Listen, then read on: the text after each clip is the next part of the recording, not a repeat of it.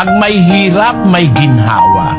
Hindi masama yung magtiis ka, no? At huwag kang maiinggit, kapatid, doon sa mga mayayaman, sa kanila lahat ng mga conveniences in life. Pansamantala lang yun, kapatid. Basahin natin ang 6, versikulo 20 ng Lucas. At itiningin niya ang kanyang mga mata sa kanyang mga alagad at sinabi, "Mapapalad kayong mga dukha, sapagkat inyo ang kaharian ng Diyos. Mapapalad kayong nangagugutom ngayon, sapagkat kayo'y bubusugin. Mapapalad kayong nagsisitangis ngayon, sapagkat kayo'y magsisitawa.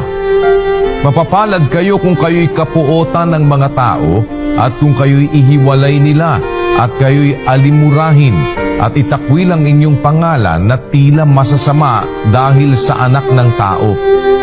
Mangagala kayo sa araw na yaon,